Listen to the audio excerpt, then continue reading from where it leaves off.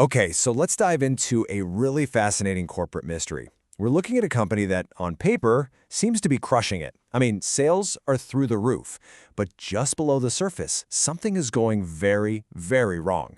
Profits are actually vanishing into thin air, and nobody can figure out why. And here are the hard numbers. Take a look.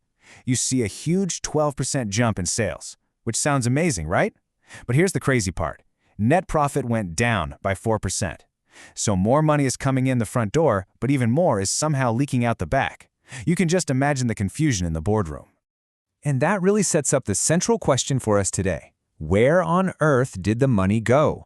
We're going to play detective here. We'll follow the clues, peel back the layers of how this company works, and pinpoint the source of this massive profit leak. Now, with any good mystery, you've got to start by following the first clues.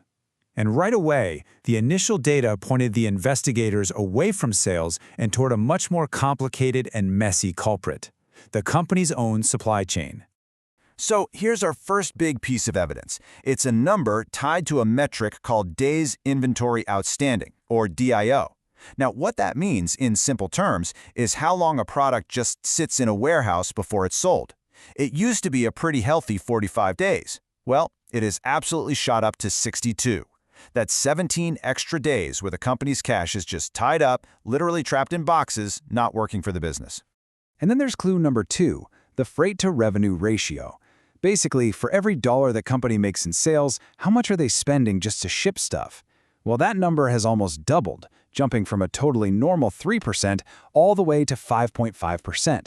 That is a massive red flag that your shipping costs are just completely out of control.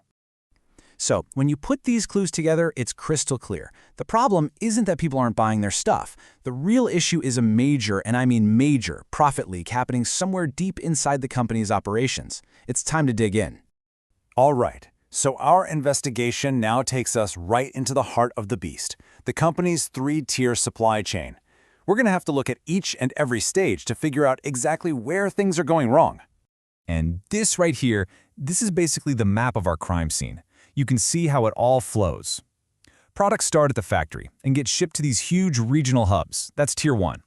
Then they go from there to smaller local distribution centers, which is Tier 2. And finally, Tier 3 is what they call the last mile, getting the product from those local centers out to the stores. Somewhere in this chain, the profits are just disappearing. Let's start at the beginning, at Tier 1, those big regional hubs.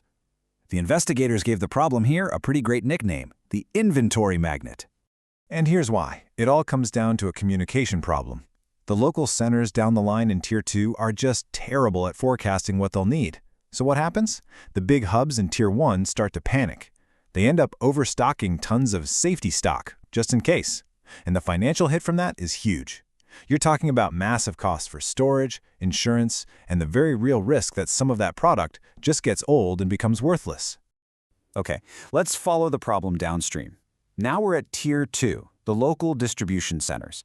And this is what the analysis called the efficiency bottleneck. This, right here, is where things get really broken. The real problem here is all about incentives. The people running these local centers are basically judged on one thing and one thing only: never ever run out of stock. They aren't measured on profit at all. So what do you think they do? They order the maximum amount of everything, all the time.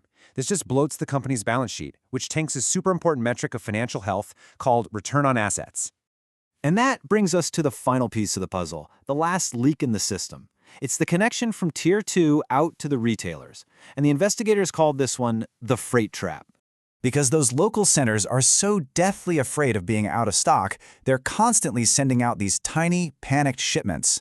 Get this, a shocking 40% of their deliveries are what's called less than truckload. You can just picture it, sending out a half-empty truck, which is just incredibly expensive and inefficient. The financial impact is brutal.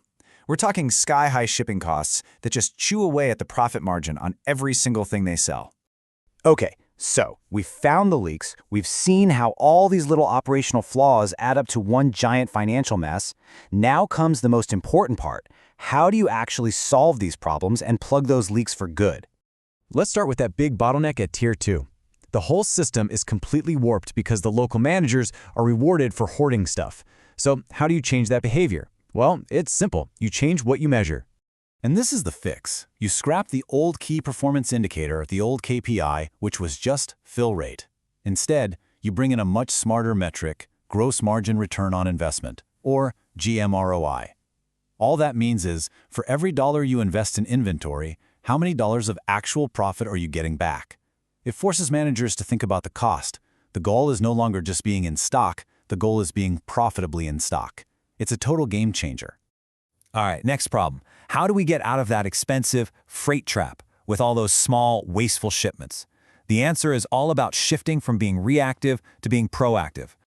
See, the old way was a push system. The company just guessed what was needed and pushed inventory out there, which led to all the panic. The new system is a pull system. It's driven by actual, real-time sales data coming straight from the stores. This lets you plan things out, consolidate all those little shipments, and send out cost-effective, full trucks. It's just smarter. So, you can fix the individual pieces, sure, but this whole investigation forced the company to ask an even bigger, tougher question.